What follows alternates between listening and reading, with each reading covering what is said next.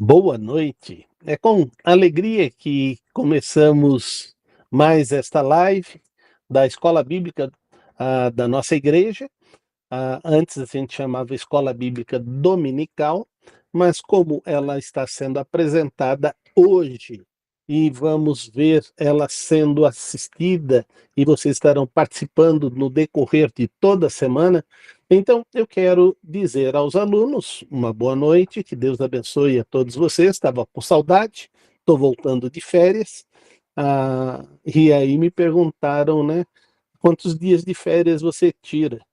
E aí eu disse, agora eu tirei 7. Mas se você como aposentado ainda tem que tirar dias de férias, eu falei, tem. Então, tirei 7 dias e fui com a minha esposa para a gente comemorar mais um ano de matrimônio, né? E isto é bênção da parte de Deus e tivemos ali usufruindo de um lugar muito aprazível e muito gostoso. Valeu a pena termos feito esta viagem. Senti muita falta das netinhas, principalmente ao ver a imagem e ver minhas netinhas todas no culto e o vô tão distante, a 800 quilômetros de lá. E aí tive um recordar é viver e tocamos em frente, né? Mas é com alegria que estamos aqui para estudarmos, continuarmos o estudo da carta de Paulo aos Tessalonicenses. E hoje nós vamos abordar o capítulo 2, e nesse capítulo 2, os versículos de 1 a 12. E ao estarmos estudando esta carta de Paulo aos Tessalonicenses, nós vamos abordar o aspecto liderança na igreja. Nós vamos orar pedindo que Deus nos abençoe, que Deus nos capacite, principalmente porque algo vai acontecer conosco, porque estamos aí no início de estarmos vendo a alta indicação dos ministérios de nossa igreja. Então, essa lição vai ser algo muito positivo na vida da nossa igreja ao estudarmos e crescermos no conhecimento da palavra e crescermos naquilo que Deus espera. Paulo vai destacar vários aspectos e eu quero antes estar falando com Deus neste momento, pedindo que Deus nos abençoe e que Deus fale ao seu coração, porque Ele nos chamou para sermos servos. E se Deus nos chamou para sermos servos, precisamos servi-lo. Ó Pai, na tua infinita misericórdia, eu quero te agradecer pelo privilégio de estar ministrando esta aula da tua palavra aos nossos corações, como o Senhor tem nos falado na tarde de hoje. Pedimos que o Senhor derrame a tua graça, a tua bênção, a tua direção e que possamos exaltar e glorificar o teu santo nome. Por isto, ó Pai, fala-nos profundamente através da ação do teu Espírito e aplica em nossas vidas o teu ensinamento. É isso que eu suplico em nome de Jesus. Amém. Paulo vai usar 3 expressões, 3 situações, 3 pessoas nesta lição como subitem. E ele vai nos expor aspectos que são fundamentais na vida da liderança na figura de mordomo. A segunda figura que eu vou querer que vocês comentem é a figura de mãe. O que tem a ver atitudes de mãe na liderança da igreja? E atitudes de pai na liderança da igreja. Então eu espero que isso realmente possa falar, e eu queria que você abrisse agora o seu microfone e pudesse estar nos falando sobre o que você enxerga, e você já pode falar as 3 características. Eu enxergo a luz da palavra de Deus na liderança, esse aspecto como mordomo, esse aspecto como mãe e esse aspecto como pai. Pode abrir e falar. Como mordomo, observo 2 situações bem específicas, né? O apóstolo Pedro, se eu não me engano, fala que nós devemos ser bons dispenseiros, né? E a expressão dispenseiro é mordomo, né? E é tudo que Deus coloca à nossa disposição. Então, a gente fala sobre mordomia a respeito de tudo que Deus nos dá. Mas também a Bíblia, quando coloca sobre o mordomo, é o mordomo dos dons espirituais que Deus nos dá, que a gente deve exercer, né? Então, eu enxergo desta forma ser um bom mordomo. Achei interessante essas duas outras figuras que ele coloca através da liderança da igreja, e observando a figura materna tem aquela dedicação e o cuidado. Então, a mãe, ela vem com a proteção, ela vem com o cuidado, com o acolhimento.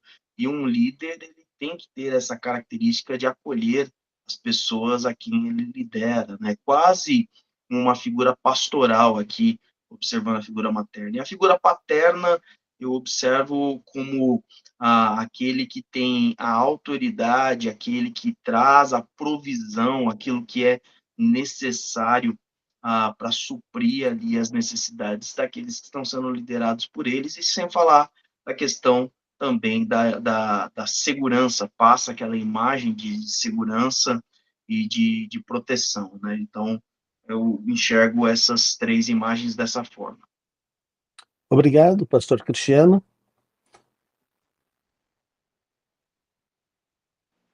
Pode falar. Eu enxergo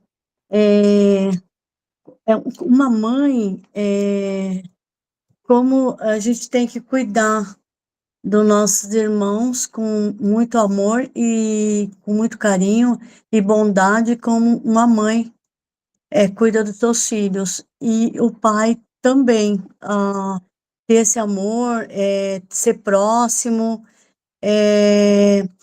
cuidar dos nossos irmãos como um pai. Como um pai cuida de um filho, a gente tem que cuidar e ter esse carinho, esse amor, essa diferença com nossos irmãos. E mordomo, a gente tem que servir nossos irmãos com muito amor, muito carinho, e pegar pela mão e mostrar, assim, que você pode servi-lo e que ali ele também pode fazer a diferença em outras vidas e poder servir. Ali ser um caminho, uma corrente de um servir ao outro. Uhum. Bom, quando nós ouvimos essa palavra mordomo, pelo menos eu, não sei os irmãos, mas eu fico lembrando e pensando nos filmes que eu já assisti em que o mordomo estava em ação. E aí uma coisa que eu percebo nesse personagem mordomo é que ele é de total confiança do seu senhor. Sempre o mordomo é alguém de total confiança do seu senhor. Então, eu fico aplicando isso no estudo de hoje. Nós somos os mordomos e Deus confia que nós sejamos bons mordomos, que cuidam, que administram, que lideram o seu trabalho. Com relação ao aspecto de pai, eu vejo que há dois aspectos, né?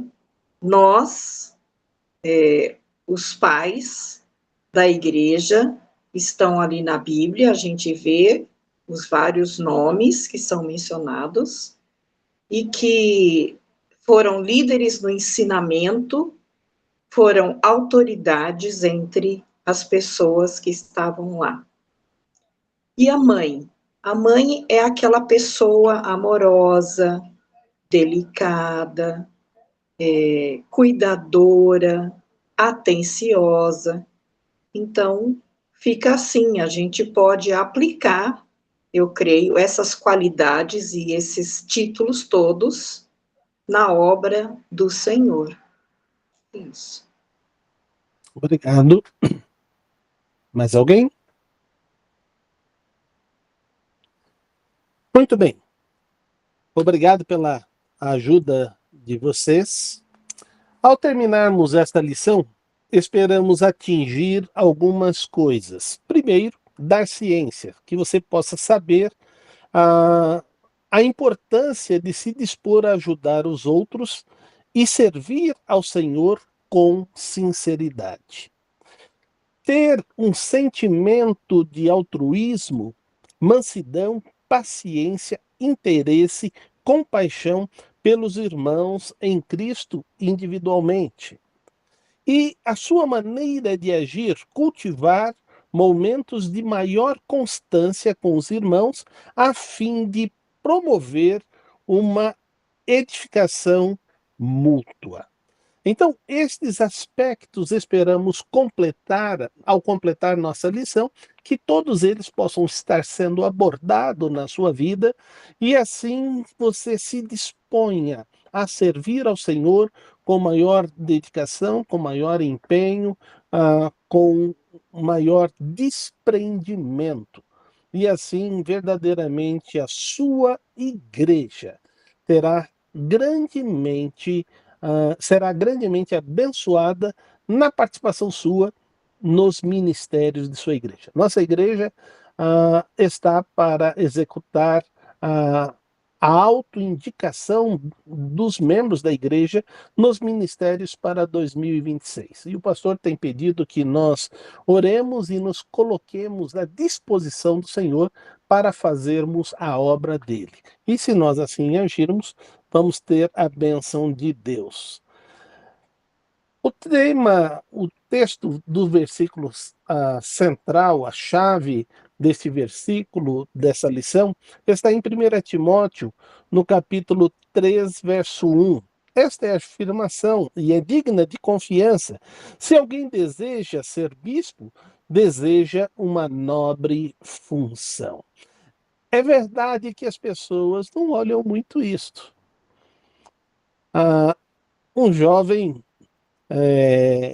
hoje ele é um ministro na área de música, mas este jovem chegou para os seus pais e disse: pai, eu gostaria muito de ser um pastor quando eu crescer. É, meu filho, você se sente chamado por Deus? Não, pai, é que a vida de um pastor é bem simples e é bem fácil.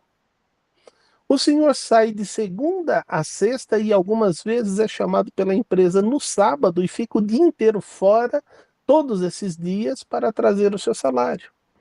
E o pastor só recebe por trabalhar só no domingo. Então é simples ser pastor. Você trabalha um dia e ganha 7. Então, isso é muito bom, é fácil ser pastor, né? E eu falei, ainda você, como pai, vem me contar dando risada. Nem você sabe a minha função, nem você ensinou para o seu filho qual é a função, tudo aquilo que um pastor faz. Mas também há uma visão na liderança de que aquele que é o líder, que está ali para servir a igreja, é um serviente dos membros. Ele é servo de todos os membros. Isto não é mentira, é uma verdade. O pastor serve a todos. Mas disto você pensar que o pastor está ali para fazer os seus caprichos, fazer as suas vontades, atender às suas necessidades, você está redondamente equivocado. A palavra de Deus nos ensina que todos nós somos chamados primeiramente para ser servos do Senhor. E por consequência, em obediência à palavra, servo dos irmãos. Se o dom recebido é de liderança, há de demonstrar ser um bom mordomo em honestidade, amor ao rebanho.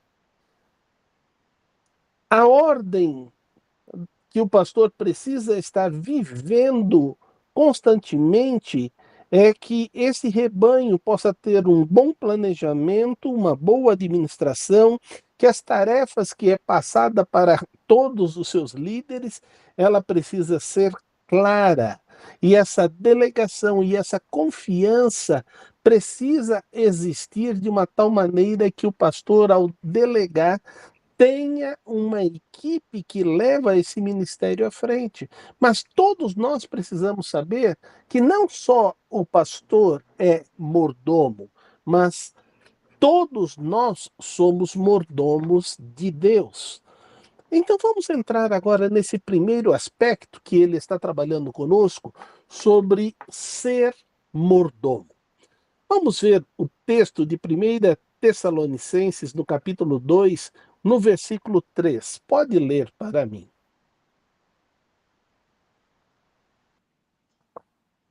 Pois nossa exortação não tem origem no erro, nem em motivos impuros, nem temos intenção de enganá-los. Paulo está dizendo: eu sou um mordomo de Deus. E como mordomo de Deus, tudo que eu fizer e a maneira que eu for realizar a tarefa que Deus me confiou, ela não tem origem nos erros. O pastor erra? Sim, erra.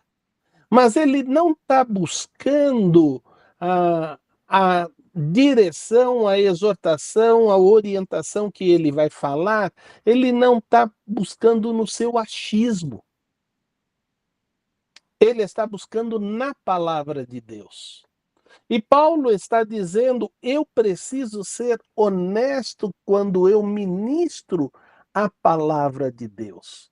Eu não posso aparecer ou aparentar aquilo que eu verdadeiramente não sou. Mas também tenho que ser o exemplo dos fiéis. E como exemplo dos fiéis, esta maneira honesta de me apresentar, ela precisa ser a mais aberta possível, a mais clara possível, de tal maneira que as pessoas estejam entendendo algumas coisas. Eu tento viver o tempo todo aquilo que eu vou ministrar.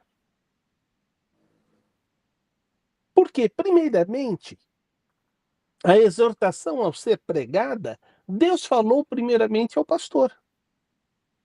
Deus fala ao pastor e o pastor então se torna boca de Deus, se torna aquele que vai proferir aquilo que Deus está falando. Por isso, na liderança da igreja, ele tem que ser o mordomo que vai demonstrar como Cristo agiu. É impressionante e é maravilhoso entender e perceber, depois de toda a vivência que os apóstolos tiveram com Jesus, o seu último ato foi pegar uma bacia, encher ela de água, pegar uma toalha, ele sendo Deus, e vai lavar os pés dos seus discípulos. Pedro diz para ele: de maneira nenhuma o Senhor vai lavar os meus pés. E Jesus diz para ele: se eu não lavar os teus pés, você não terá parte comigo no reino de Deus. E então ele diz: então, Senhor, me lave por inteiro. E Jesus diz: só os pés são necessários. O pior serviço que era feito era ser o escravo que lavava os pés das pessoas. Era geralmente aquele servo que não tinha qualificação. Era aquele que estava iniciando os seus trabalhos como um escravo. Não precisava ser muito entendido, muito inteligente, muito sábio. Era simplesmente para lavar os pés das pessoas de uma forma gentil, demonstrando o respeito e o cuidado e o zelo por aquelas pessoas. Mas se a gente for parar para pensar, imagine só você estar numa festa muito rica, entrando na casa, e este cara que vai ser o escravo que vai lavar os pés, ele molhar as roupas finíssimas que as pessoas estavam usando. Que problemão ele iria arrumar para o dono daquela casa? Mas se ele, ao pegar e deixar tudo molhado em redor daquilo que ele estava lavando, alguém escorregar naquelas poças d'água e cair, então não é uma pessoa tão desqualificada. Ele ser rude na movimentação dos pés das pessoas, a ponto de colocar elas de uma situação, ah, sem conforto ou expondo a intimidade daquelas pessoas. Então não era um serviço tão desqualificado, mas aquela pessoa não se sentia uma pessoa valorizada de vir com a taça e servir o seu senhor, servir os convidados, ou trazer a comida, ou estar cuidando de toda a arrumação da casa. E Jesus disse: eu quero que você entenda, você será servo de todos. E como servo de todos, você vai ser o meu mordomo. E o que eu dei como exemplo, agora vocês todos vão fazer. Você como líder, você é maior ou menor do que os seus liderados?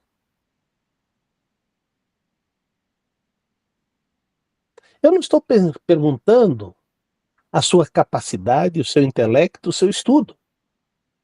Eu estou perguntando, a pessoa que você vai liderar, ela é maior ou você é maior que a pessoa?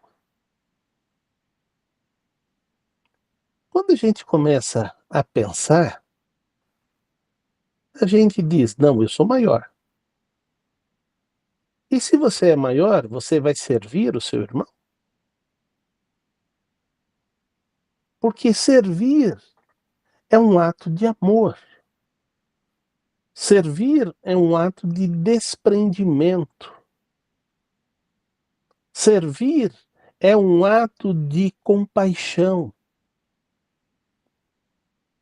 Servir é ter o privilégio de servir ao próprio Deus. Porque Deus olha para nós e ensina através de Jesus, dizendo: quando você fizesse a um dos pequeninos, a mim me fizeste. Então eu, como mordomo, eu vou ter inúmeras oportunidades de servir ao próprio Deus, sem eu saber que estou servindo ao próprio Deus, servir e hospedar a anjos, sem saber que eu estou servindo e hospedando a anjos, mas eu terei a visão clara de que tudo aquilo que eu fizer, eu fiz para glorificar o nome de Deus. E essa é uma situação. Eu tenho uma dentista. E essa dentista, ela mora em Campinas. E quando a gente tem algum problema que a gente sabe que vai precisar de alguma coisa, a gente pega o carro e vai para lá. Esta irmã, eu vi nascendo, eu a batizei, participamos do casamento, participamos da vida dela ativamente, da vida da família dela. E esta irmã trata a mim e a Emilce como se fôssemos a própria família dela. Eu já paguei algumas coisas, mas a grande maioria das ações delas, ela recusa-se em cobrar. Porque ela diz: é meu privilégio cuidar de vocês. E isso é tão bom. E isso é ver como as pessoas vão retribuindo todas as ações que a gente vai fazendo no decorrer da vida, e a gente mostra isto. E ele diz nesse texto: eu não faço as coisas por motivos impuros, nem com intenção de enganá-los. Eu sou sincero. Eu não uso cera. E esta é a situação. A gente estava brincando agora há pouco com o Kleber, que sofreu um acidente e ficou com o olho roxo, né? E um cliente disse: caiu graxa no seu olho quando ele saiu debaixo do carro, né? Mas aí surgiram várias outras piadas aqui enquanto a gente estava para começar a nossa aula. Mas eu só não sabia. Kleber, quantos anos você tem? Fala. 44. Não acredito que você tem 44. E meio. Vou fazer 45 agora domingo. Vai fazer 45, Kleber? É isso. Kleber, e você estava empinando a bicicleta para ficar em uma roda com 44 anos? Era bem Se sente assim. jovem ainda, né? A gente nunca deixa. O espírito moleque ainda fica, né? O espírito de moleque. A gente acha que é jovem. Exatamente. Agora, eu imagino só se o filho dele... Quantos anos tem seu filho? 14. 14, pegar a magrela e sair empinando na rua. Como é que o Kleber vai ter a autoridade de falar: menino, não faça isso, não quero saber que você está empinando a bicicleta em uma roda só. Não, pai, eu só estou fazendo igualzinho o senhor me ensinou. Mas eu sou mais esperto do que o senhor e eu desvio do poste. Essas são as coisas que a gente fala assim. A gente é surpreendido em algumas ações que muitas vezes a gente cai no próprio erro que a gente diz para as pessoas: não façam, é perigoso. Mas a aventura, como o Kleber disse, de vez em quando salta aos nossos olhos. Mas ao mesmo tempo a gente tem toda esta responsabilidade. E agora o Kleber tem toda a autoridade de dizer: meu filho, não faça, porque agora você viu o que acontece. Então eu sou prova viva, não faça, entendeu? Senão você poderá ter a mesma marca que seu pai tem e dói. Aí você aumenta a dor, tá, Kleber? E dói muito. Ele não acreditou, pastor. Não acredita, não. Então faz de novo na frente dele, Kleber. Não. Ele falou: você tomou uma porrada, para de ser mentiroso. Falei, então tá bom.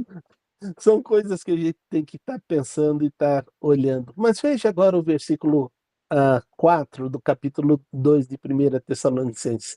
Vê o que ele vai dizer para nós, já que a nossa exortação não tem nada a ver com erros, não tem nada a ver com motivos impuros, não tem nada a ver com intenções de enganar as pessoas que nós estamos servindo.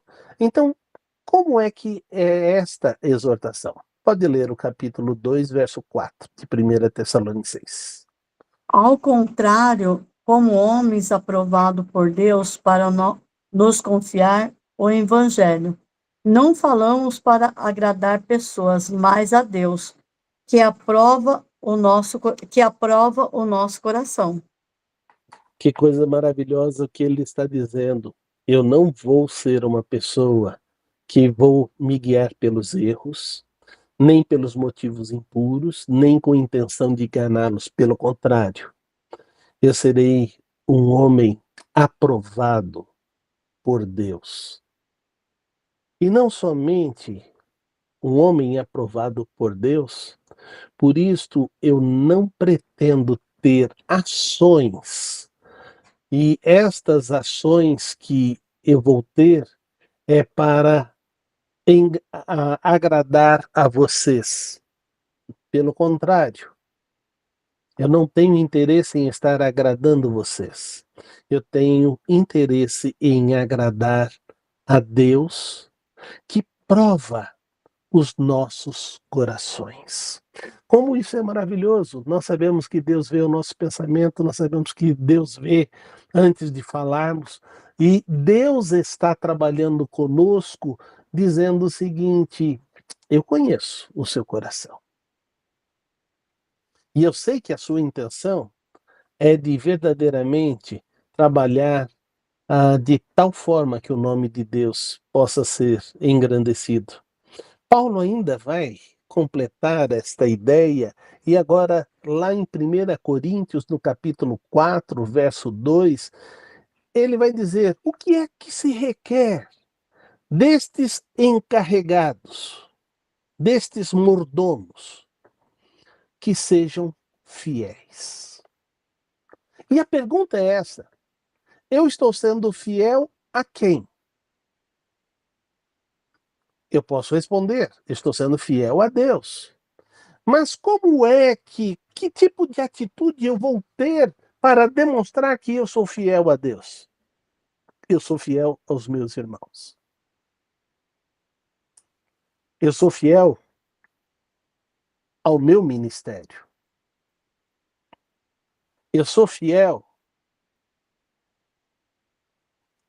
à história do que a igreja tem plantado. E quando a gente começa a pensar e trabalhar em todas estas considerações, a gente entende que a nossa fidelidade não é algo momentaneamente ou por circunstâncias. A nossa fidelidade é um compromisso de nossa vida com Deus. E esse é um dos problemas que a gente tem que parar e tem que pensar, e aí verdadeiramente o nome de Deus será engrandecido. Mas quando nós abrimos o livro de Lucas, no capítulo 12, no verso 35, estejam prontos a servir e conservem acesa as suas candeias. A Emil citou logo um exemplo dos filmes que ela assistiu e a figura do mordomo. Aqui, a Bíblia está dizendo que esta figura não chega perto desta que o Senhor está dizendo. Não tinha luz para ficar acesa no alpendre da casa. Era função do mordomo, independente de que hora alguém chegasse, ele estivesse pronto para servir esta pessoa. E ele está dizendo o seguinte: mantenha e conservem acesa a sua candeia. Imagina se ele é chamado de madrugada até ele encontrar algo para acender e ir em direção da solicitação que está sendo feita. Quanto tempo ele vai fazer?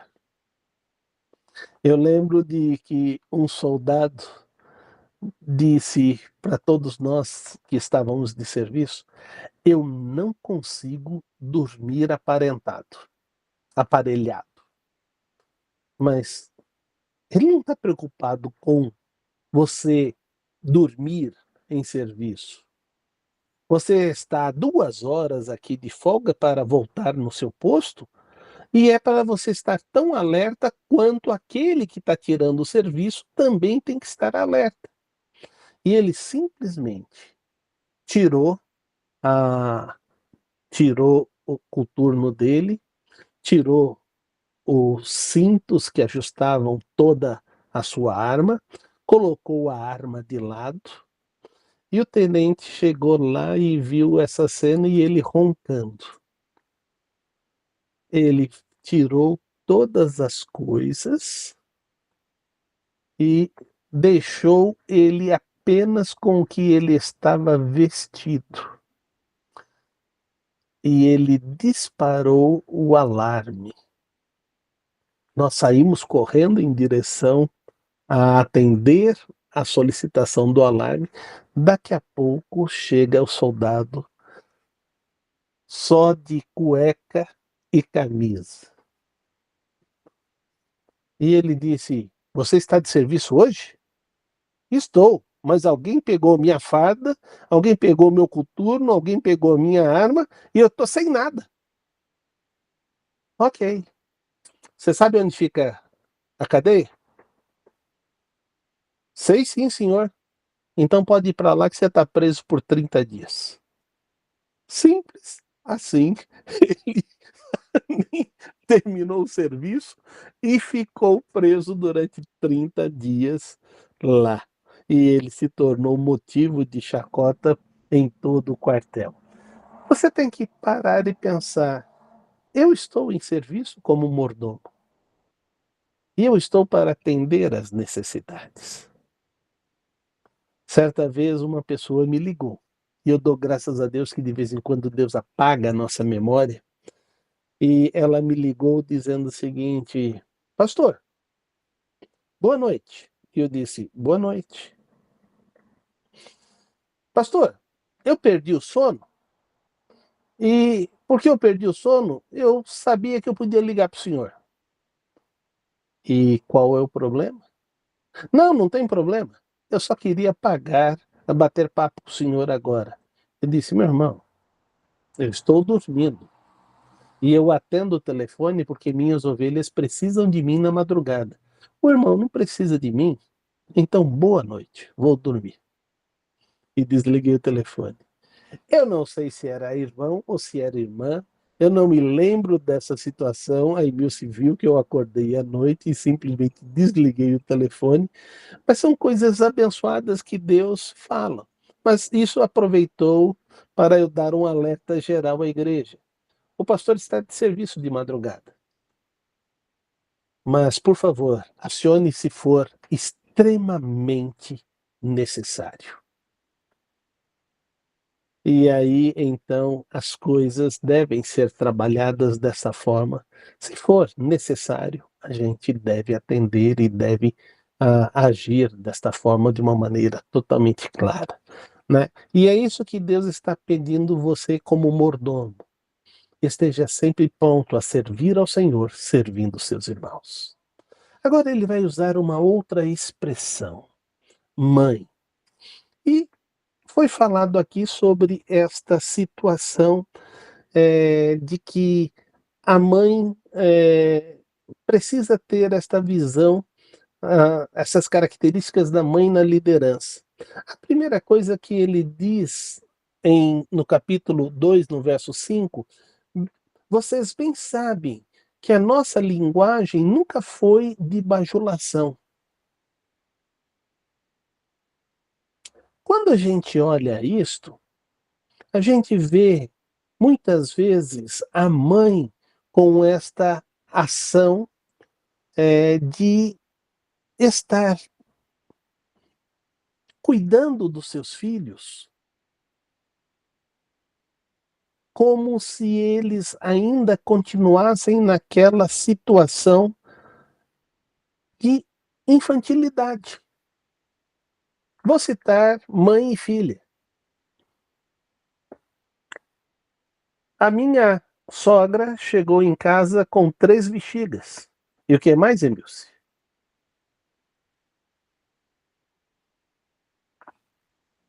3 balas. E 3 balas. E então, mãe, o que é isso? Eu peguei para as minhas crianças. Quantos aninhos vocês tinham? As 3 adultas e casadas. As 3 adultas e casadas, mas ela pegou 3 bexigas e 3 balas para as crianças delas.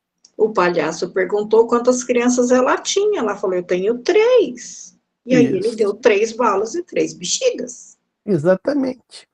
Mas a lição não foi aprendida. E então a mãe conversa agora com seu filho. A primeira história era da avó e agora é da mãe com o filho, caçula dela.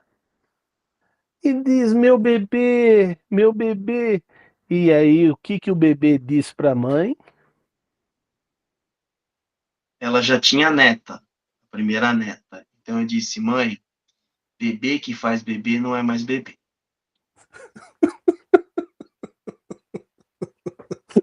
Então, é uma bajulação. A mãe faz isso. E o líder não pode estar sendo bajulador.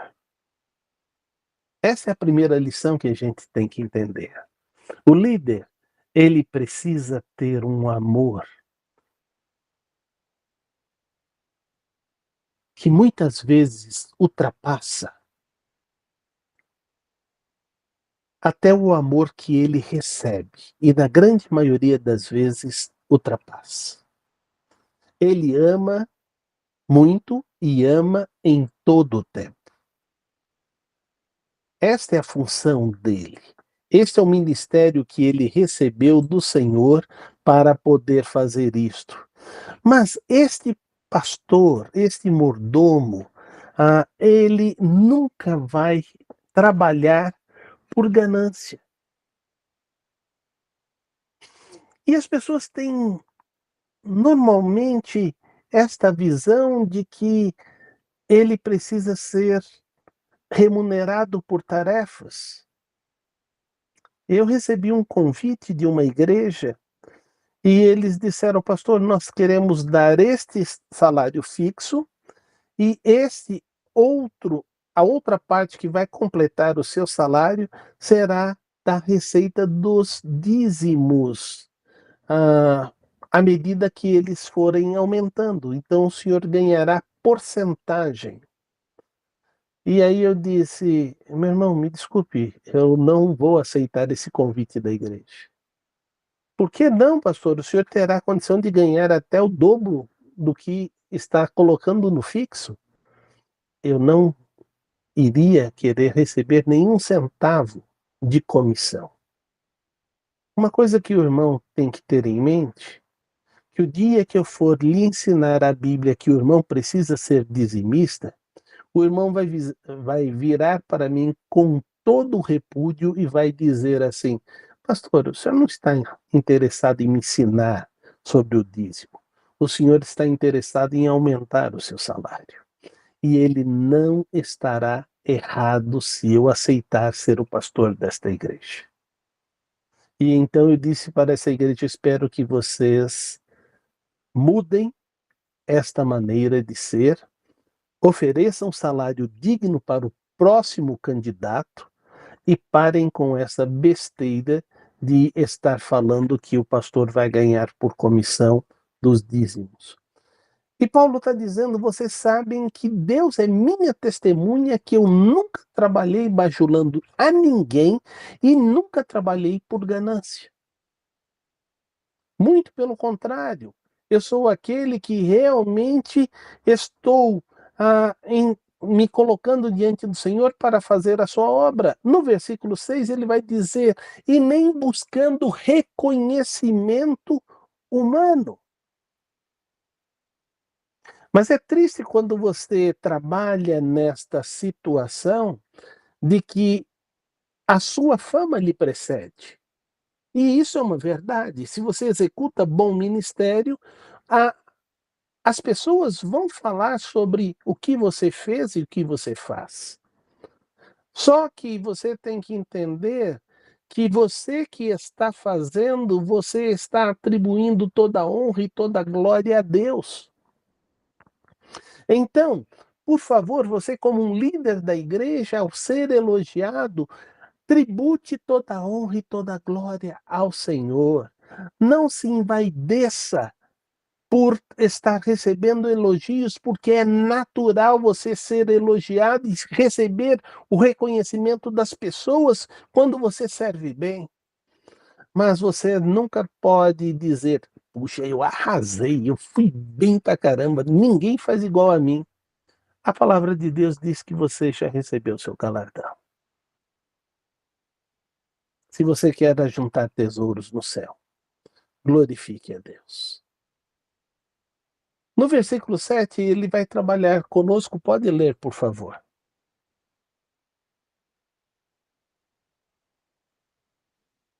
Embora, como apóstolo de Cristo, pudéssemos ter sido um peso, tornamo-nos bondosos entre vocês, como uma mãe que cuida dos seus próprios filhos. Paulo agora vai trabalhar sobre esta figura ainda materna. Ele diz: eu poderia ser um peso na vida de vocês, mas Deus me deu o privilégio de fazer tendas. Conheci um pastor e esse pastor disse: eu não preciso do salário da igreja, eu tenho o meu próprio sustento. E então eu tive uma conversa muito séria com esse pastor. Pastor, o senhor tem realizado um bom ministério? Sim, a igreja tem respondido e tem dito que eu tenho realizado um bom ministério. O senhor pretende ficar quantas centenas de anos ainda à frente desta igreja? Ele disse: nenhuma centena. Em breve eu devo deixar. A minha pergunta é, pastor, quem vier, o que a igreja vai esperar desse novo pastor? O senhor está desensinando a igreja. Então, diga para a igreja que a partir de agora você começa a receber o salário. E você, se quiser entregar de oferta total esse dinheiro, entregue, mas ensine a igreja a sustentar o seu pastor. Porque você ensinando, isso nunca vai se tornar um peso para a igreja. Pelo contrário, a igreja vai se sentir privilegiada em dar um sustento digno ao pastor. Certa vez vieram me procurar. O pastor Cristiano disse que eu contou alguns casos meus, mas para ensinar a liderança é necessário ensinar assim. Vieram me procurar e disseram: pastor, nós trabalhamos tirando a média de todos os membros, o que eles ganham, e nós estamos fazendo um salário pela média. Eu falei: tudo bem, eu acho que é justo isso que vocês estão tirando. Mas eu gostaria que todos os membros, a partir de hoje, que recebesse acima deste recurso que estão oferecendo ao pastor, abram mão desse salário e entregue todo esse dinheiro à igreja. Que é isso, pastor? Ué, vocês estão querendo nivelar o pastor pela média, mas vocês querem continuar ganhando salários altos. Vocês estão querendo um pastor capacitado, mas vocês não querem reconhecer que ele precisa, por sua capacitação, outros recursos. Ah, entendemos. E eles então repensaram em toda essa situação e começaram a fazer. Mas Paulo está dizendo: eu espero que você tenha essa qualidade positiva que existe na mãe. Ela é bondosa. E como é gostoso a gente saber e ver desta ação de que a mãe é bondosa, que a mãe cuida dos seus próprios filhos. E Paulo chama vários destes filhos como meus filhos da fé. E isto é algo positivo e é importante ser vivido. Sentindo-se assim, com tanta afeição por vocês, decidimos dar-lhe não só o Evangelho de Deus, mas também a nossa própria vida, porque vocês se tornaram muito amados por nós. Esta é a característica daquilo que Paulo, observando as qualidades da mãe, estava pronto a se doar como líder da igreja para com o seu rebanho. E que você possa trazer essas qualidades para a sua vida. Mas agora vem Paulo e começa a usar uma nova figura. E agora a nova figura que ele vai usar é a figura de pai. E isso está no versículo 9. Por favor, leia para mim.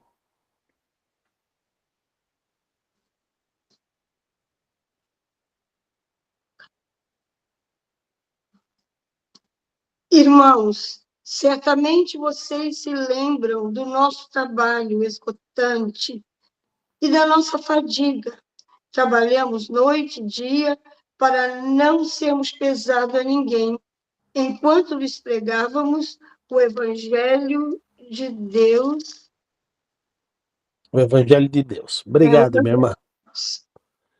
Uma das coisas que eu estava assistindo um filme sobre o cerrado, né? E sobre a seca do cerrado, e sobre a religiosidade do povo, e sobre tudo aquilo que estava acontecendo lá. E ficou tão seco naquela região que não tinha mais como nem sobreviver, porque não havia água. E eles não tinham nem recurso para pagar a passagem de sair lá daquele local e ir para a cidade grande, onde teria possibilidade de trabalho. Então eles tiveram que fazer uma viagem a pé. E o pai ia à frente e a família seguindo, e o pai entrava no vilarejo, comprava alguma coisa e dava para os seus filhos comerem. E a sua esposa diz: "Homem, come." "Não, só tem para as crianças e para você." E ele diz: "Eu já tomei água e agora vou dormir." Quando eu vi a água que ele estava tomando, pegou uma água de uma cacimba, saloba, toda suja, e estava bebendo esta água sem nenhum preparo, sem nenhuma ação, simplesmente bebendo porque era o líquido que tinha para beber. E eu disse: a gente não sabe o que é sentir sede. Porque se a gente soubesse o que é sentir sede, a gente beberia aquela água também. Mas a gente faz tanta restrição pela água e por isso ou por aquilo. E aquele pai sabia da responsabilidade. Mesmo o pai tentando levantar algum recurso durante a caminhada para alimentar os seus filhos, o seu filho pequeno, com tanta fome, pega, cava e encontra ali um tubérculo e pega esse tubérculo e come. Só que ele não sabia que era uma mandioca brava. E ao comer essa mandioca brava, ele morre. Porque ele comeu e era uma mandioca que não podia se comer. E a família perde um filho nesta viagem. E o filme eu parei de assistir neste episódio, de tanto sofrimento para chegar até a cidade e lá ter uma melhora da vida. E Paulo está dizendo aqui: irmãos, vocês se lembram do nosso trabalho esgotante, da nossa fadiga. Nós trabalhamos noite e dia para não sermos pesado a ninguém. Porque o ministério que Deus me confiou é para pregar o evangelho dele. Eu gostaria que você, como líder, pudesse entender tudo que é feito pelos líderes para você. E aí eu estou falando da professora da escola dominical.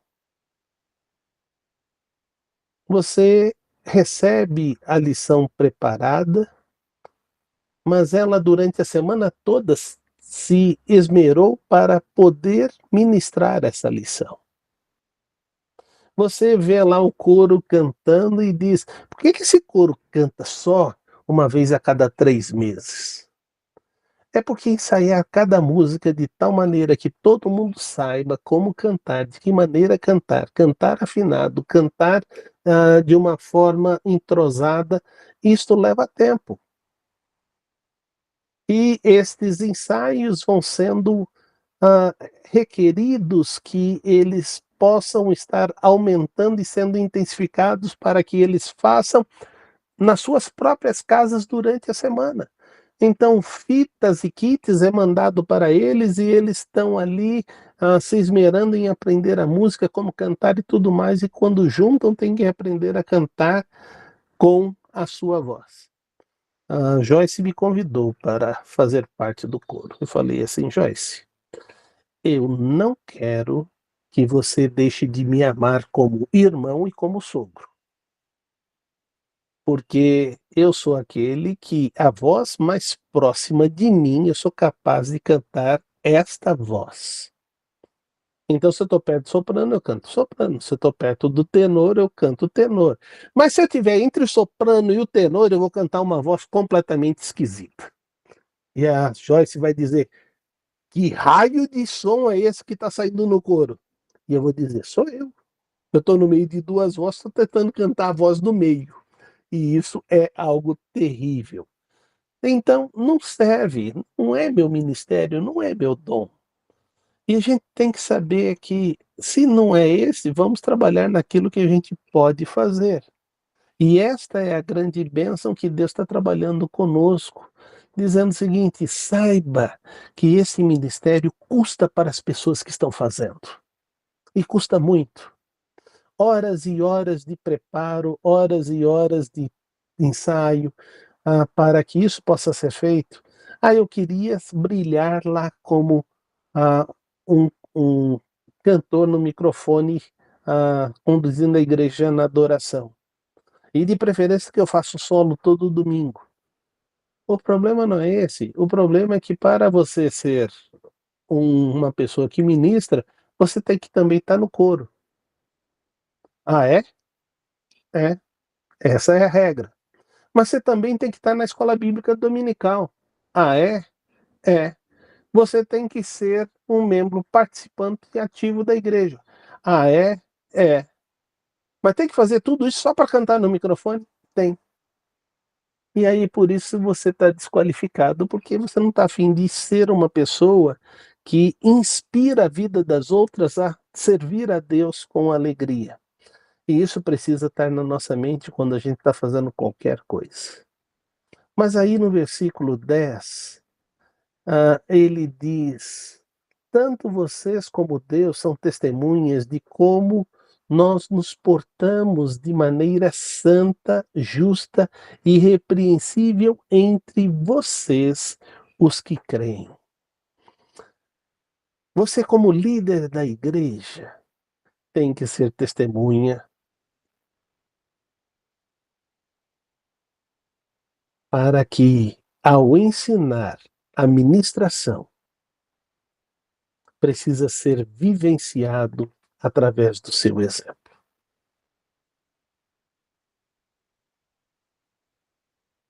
Isso é tão bom quando a gente aprende com estes exemplos e a gente se coloca diante de Deus para fazer isto. Veja agora o versículo 11, o que ele diz que a figura do pai na liderança precisa ser vivido desta maneira. Versículo 11 e 12. Pode ler, por favor. Pois vocês sabem que tratamos cada um como um pai trata seus filhos, exortando, consolando e dando testemunho, para que vocês vivam de maneira digna de Deus, que os chamou para o seu reino e glória. Que coisa maravilhosa e que grande responsabilidade esta da liderança, de ter ações, de agir como pai. Mas como um pai que exorta, como um pai que consola, como um pai que dá o testemunho e como um pai que conduz ao seu rebanho, aos seus liderados, de uma maneira digna, como Deus nos chamou para o reino de sua glória. A pergunta é essa: estamos nós compreendendo de que, como líderes, ao executarmos o nosso ministério, precisamos ter esta visão como mordomo, como mãe, como pai, e aplicar estas qualidades dessas três ações como pessoas em prol do reino de Deus, para que o nome de Deus possa ser glorificado? Veja agora Marcos, no capítulo 10, versículo 43 e 44. ele encerra agora, depois de dar todas essas qualificações do líder, ele diz agora algo muito importante, e é isso que eu gostaria que você prestasse atenção. Ele vai dizer que depois de você fazer tudo isto, não almeje ter regalias por ter feito, mas se considere como servos e dispenseiros de Deus, realizando a obra que ele lhe confiou. Então, por favor, leia agora o verso 43 e 44. Não será assim entre vocês. Pelo contrário, quem quiser tornar-se importante entre vocês, deverá ser servo. E quem quiser ser o primeiro, deverá ser escravo de todos. Eu já tive na minha casa uma linda samambaia de metro. E essa samambaia, ela era tão linda, que ela envolveu todo o vaso. Tinha folhas em todas as direções do vaso caindo. E a sua beleza foi sendo aumentada cada dia que ela se aproximava mais do chão.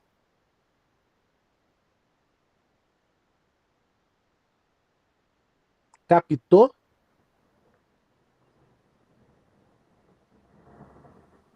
Seja servo de todos, porque a sua beleza será para a honra e glória do nosso Deus. Amém? Amém. Obrigado pela aula, pastor Salovi. Aquele recadinho de sempre. Se você não é inscrito no nosso canal, se inscreva, deixe seu like, sua curtida aqui embaixo e compartilhe nas redes sociais. A gente espera você para daqui a pouco adorarmos ao Senhor no culto da manhã. Grande abraço, Deus abençoe. Deus abençoe, irmãos. Obrigado, pastor Salovi. Muito obrigada, estudo precioso. Boa noite, irmã Inedina, irmã Emilce, Boa pastor noite. Salovi, pastor Cristiano. Deus abençoe, queridos. Boa noite. Bem, Fiquem com Deus. Boa noite para todos. Cleber.